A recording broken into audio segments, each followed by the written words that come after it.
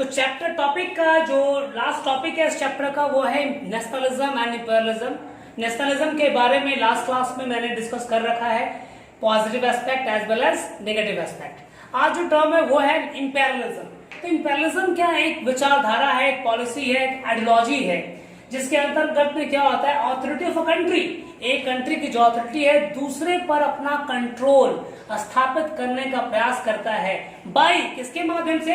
तुम्हारी military force, सेना के ताकत के बल पर एक कंट्री दूसरे कंट्री के ऊपर अपना कंट्रोल बनाने का, डोमिनेंस शो करने का प्रयास करता है, अथॉरिटी गेन करने का प्रयास करता है बाय गेनिंग वहां के पॉलिटिकल राइट्स को कंट्रोल गेन करने के बाद वहां की इकोनॉमिक कंट्रोल को अपने कब्जे में करना। तो मेन मकसद क्या है इंपीरियलिज्म के अंतर्गत में कि एक देश क्या चाहता है कि दूसरे देश की पॉलिटिकल कंट्रोल अपने कब्जे में कर ले, उसकी इकोनॉमिकल कंट्रोल अपने कब्जे में कर ले। ऐसा कब करेगा? अपनी सेना के सहायता से करेगा।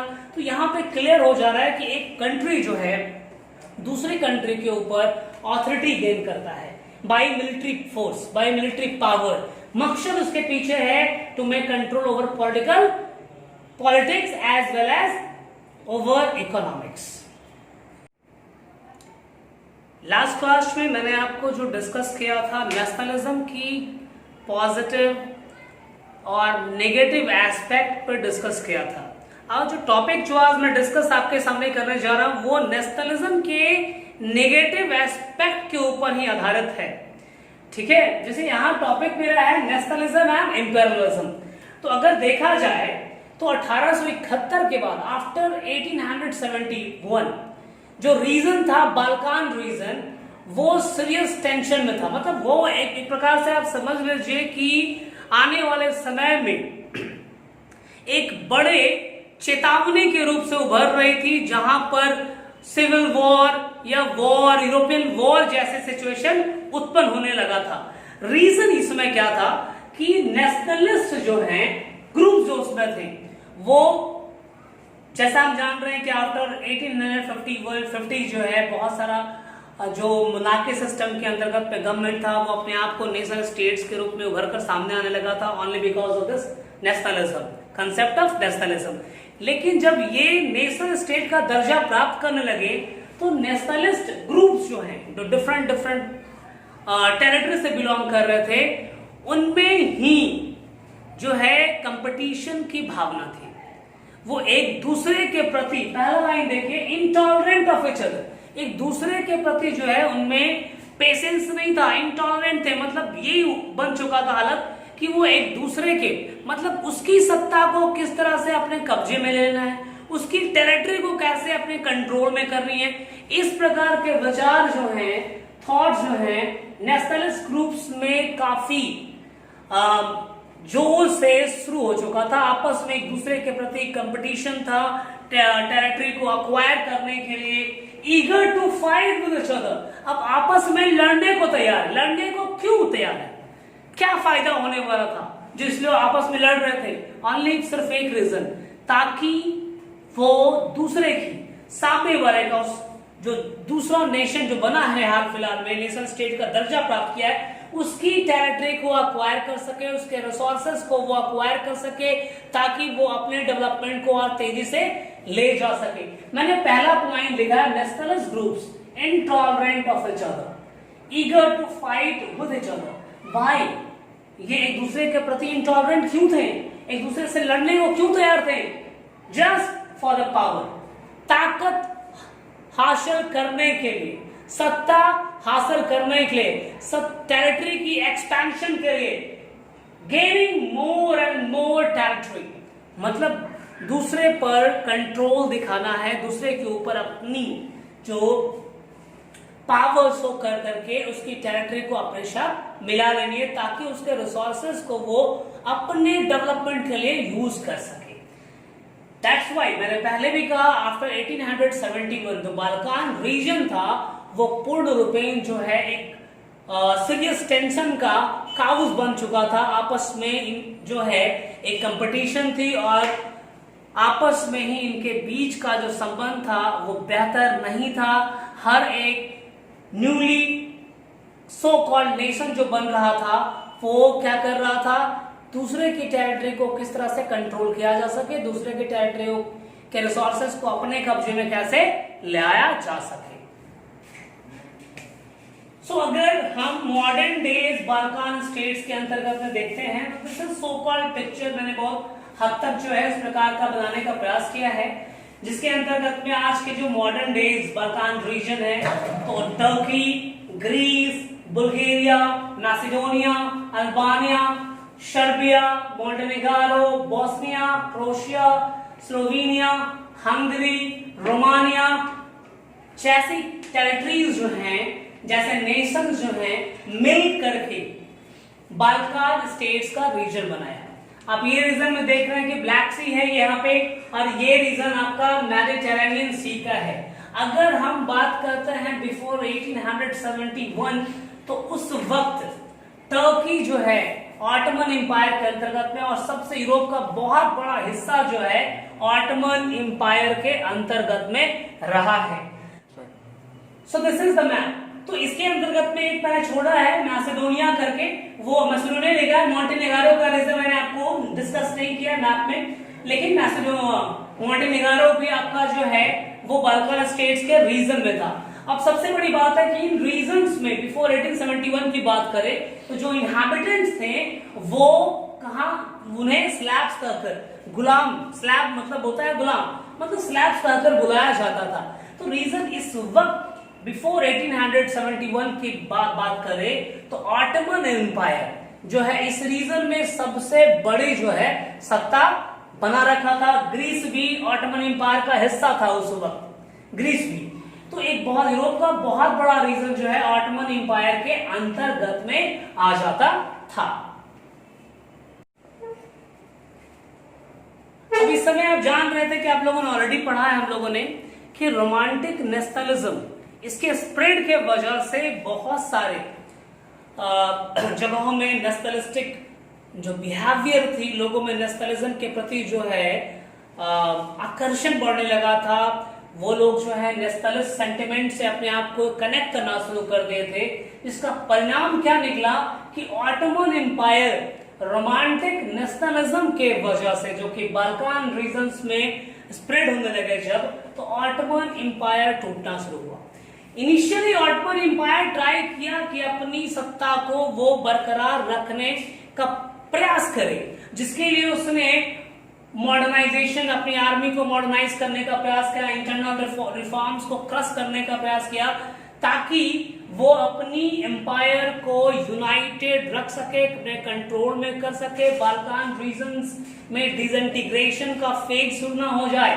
लेकिन इसमें ऑटोमन एम्पायर को बहुत कम सफलता मिली। जो वो एक्सपेक्ट कर रहा था वो एक्सपेक्टेशन पे नहीं उतरा, जिसका परिणाम ये निकला कि बाल्कान रीजन्स में बहुत सारे जगहों पे नेशनलिस्ट रिफॉर्म्स हुए और बहुत सारा टेरिटरी जो है अपने आप को नेशन स्टेट्स के रूप में रिकॉग्नाइज करवाने में सफलता उसे मिली, रिकॉग्निशन मिला। They just some of the regions, वो जो रीजन्स थे अपने आप को नेशन स्टेट्स के रूप में बनाने में कामयाब हो गए।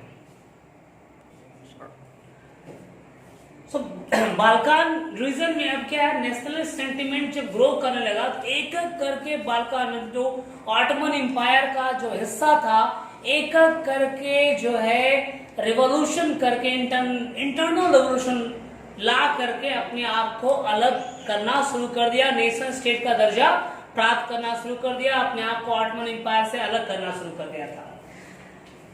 द बाल्कान पीपल रेस, अब इस समय जब इंटरनल रेवोल्यूशन ला रहे थे तो बाल्कान में रहने वाले लोग, उनका कहना था कि बाल्कान जो है प्राचीन समय से इंडिपेंडेंट रहा है, आजाद रहा है, और जब फॉरेन पावर इस रीजन में आए हैं तब जाकर हमें डोमिनेट किया गया है और हमारे साथ गुलामों जैसा, स्लेव जैसा बर्ताव किया गया है, नौकर बनाया गया है, गुलाम बनाया गया है, गुलाम की जैसा ट्रीट किया है।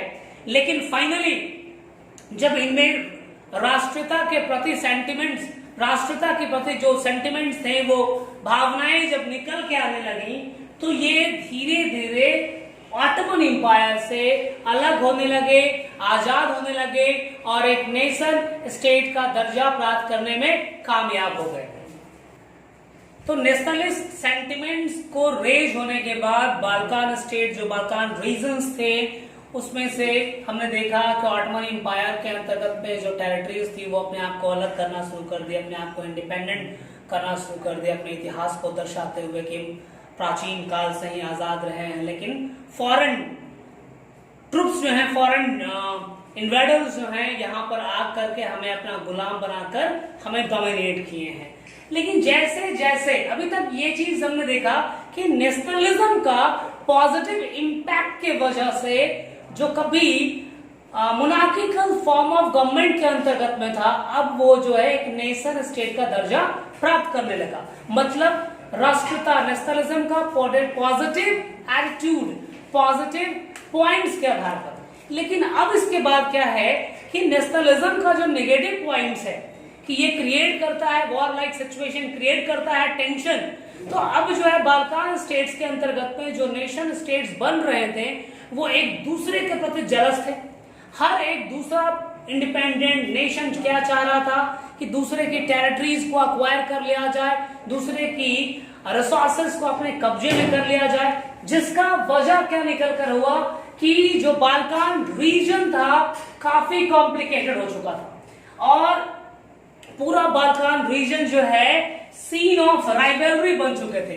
There was intense rivalry. अब यहां तक सिर्फ आपस में नहीं, यूरोपियन पावर में भी जो है बाल्कान रीजन को अक्वायर करने की होड़ लगी थी in the name of, in the term of trade and colonies, as well as अपनी नेवल सपोर्ट को बढ़ाने के लिए, अपनी मिलिट्री फोर्स को बढ़ाने के लिए, जो आपकी उस वक्त की जो यूरोपियन पावर्स थी वो भी बाल्कान के ऊपर अपना इंटरेस्ट, रुचि लेना शुरू कर दिया था। मतलब उसका जो रुचि लेने का मकसद क्या था कि उस वहां पर मौजूद रिसोर्सेस का वो आराम से दोहन कर सके, यूज कर सके और अपनी टेरिटरी को, अपने नेशन को और भी डेवलप करने में वो कामयाब हो जाए। रशिया हो, जर्मनी हो, इंग्लैंड, ऑस्ट्रो हंगरिया, ये सभी जो हैं बाल्कान रीजन्स में अपना कब्जा करना चाहते थे, कंट्रोल बनाना चाहते थे और इसी वजह से बाल्कान रीजन जो है फर्दर फर्स्ट वर्ल्ड वॉर का one of the seed cause, one of the important cause रहा। आप कह सकते हैं कि बाल्कान रीजन ने ही प्रथम विश्व युद्ध की बीज को बो दिया था और नफरत जो है वहीं पर से एक दूसरे के प्रति शुरू हो चुकी थी और जिसका परिणाम रहा कि 1914 ईस्वी में आपका जो है फर्स्ट वर्ल्ड वॉर। तो ये समझ लीजिए कि जब नेशनलिज्म और इंपेरियलिज्म आपस में जुड़ जाती है, जुड़ी, पूरे यूरोप में डिजास्टर लेकर आया, जिसका परिणाम पूरे यूरोप को भुगतना पड़ा है। दूसरी तरफ जहां पर बाल्कान स्टेट्स और पूरा यूरोपियन पावर जो है बाल्कान स्टेट्स के बहुत सारे हिस्से पे अपना कंट्रोल करने का प्रयास कर रही थी, तो वहीं दूसरी तरफ जो है एंटी इंपेरियल मूवमेंट्स भी चलाए जा रहे थे।